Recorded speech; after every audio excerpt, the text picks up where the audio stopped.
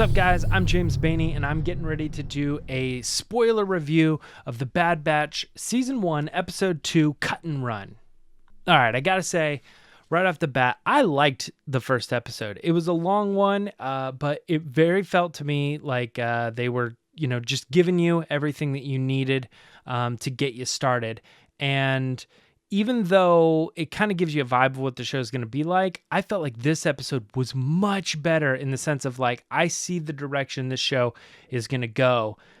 Because the first one felt very paint by numbers, almost like if I were to have, or just anybody, what needs to happen in that first episode of Bad Batch, where you're like, well, you probably need to show like, Order 66, or you need to show like how they're, not part of the clone troopers anymore, or something like that, how they're distinguishably different from everybody else. It's like, okay, cool. So you kind of just need to reintroduce them, get them started, get that thing going. And that's fine in that first episode.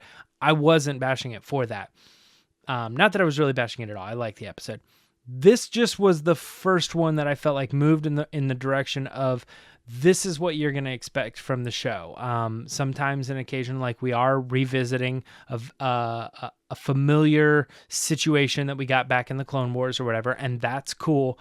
But it really had to do with like Hunter and Omega, like kind of coming to terms with themselves, and I was like, okay, cool. So there's like a fatherly kind of thing happening here between these two characters, and I definitely like that a lot better. It was kind of there before, but I would say like in the first episode, it felt like it was a little bit more like he had to help that person out because they needed help or they were in trouble or something like that. And he's like, well, you're one of us, we got to get you out of there. But it was very clear in this episode that it made sense that she needed to be with someone else, and that, it wasn't the right place to be in that situation. But as the episode went on, you started to understand and how she felt for him too. I don't know.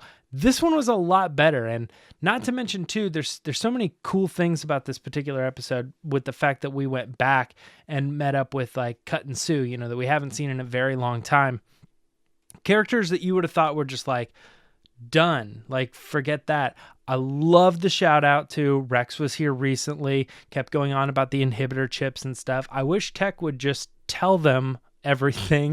It seems like every couple, minutes or whatever, there's like, Tech, you didn't tell us that. And he's like, I thought it was obvious. It's like, okay, tell us everything you know. Like, don't hold anything back, because it's been days now and we're finding out new information. It's kind of crazy. But Rex apparently went and revisited him again. And it also made me wonder too, where is where was Hunter and the Bad Batch? How do they know these people? Did I miss that? Is that something that, like, put in the comments if I'm missing that? But it seemed very obvious that Tech, knew who this person was, and then when they were there, they were just kind of like hanging out. Like it was like I don't know, they knew them like they were their uncles or something, like all of them. It was very like Wrecker, like they're like, oh, I don't know that they said it, but it was like Uncle Wrecker, or something. And I was like, what is going on? Because like, how do these characters know this deserter, and how it also made me wonder, like, why didn't the deserter's chip go off too? The only thing I can assume with that is that just like the Bad Batch, they'd been so disconnected.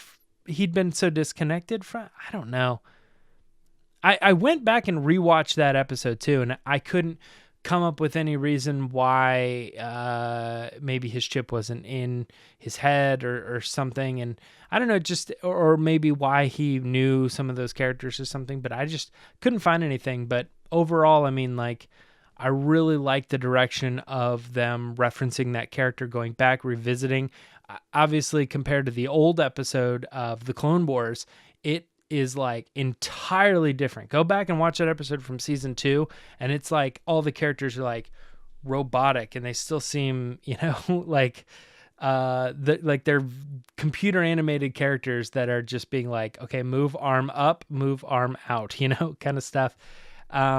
And now they're so fluid and real feeling that the animation has just come so far. Very, very excited about, like paying closer attention, or recognizing that art form and how much it's grown is super right in your face in this particular episode, because of how it compares so much to that old Clone Wars episode.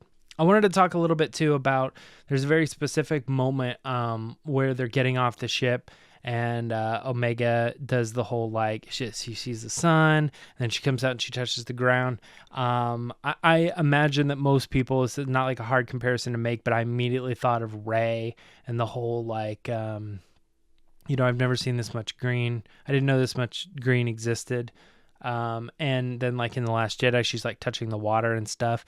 And it kind of puts you in this place where you remember, where Omega has grown up and what kind of a life she's lived thus far.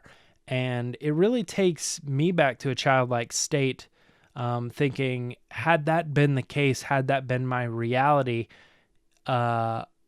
I don't know that I would want to go with anybody else either. Like these guys seem like they're caring and they're going to take care of her, and she'll be able to go on adventures and stuff. And I'm just really excited for that character, considering, we see in the trailers and stuff, she's got like the bow and all that. And I'm like, dude, I think this could be a really cool character down the line. So, that particular moment it reminded me of Rey a lot. And obviously I love Rey. So I'm excited to see, the power and the strength of Omega down the line. Again, just from like a writing / pacing thing here, I actually really did like a lot of the twists and turns. There's one specifically where they're like, the best plan is to get caught, but she's on the ship, and then plans change, and all of the like, you had to make duplicates of the card, and then is she going to get it to them in time? I didn't feel like, sometimes I feel like kids are kind of dumb, and they get into trouble a lot needlessly, and they're only there to really add tension.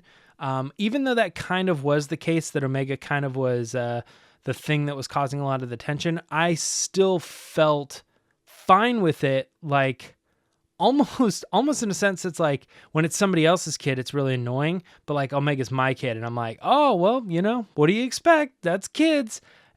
I felt ownership over all of the decisions that she was making, almost like they were smart decisions, or decisions that were for the right thing. Like she was told to go with the other family, but she came back and she was like, it wasn't like she's like, no, and like whiny. She was like, no, I know what I want, and I want to stay with you. I chose you. And she just felt very adult in that situation. So like the choices and the twists and turns in this episode, I thought were really well written and well played out. One last thing before I go is just the overall vibe of, I think this is going to be an ongoing thing we see throughout the series, but I think what this show is going to highlight very well is the transition from Republic to Empire.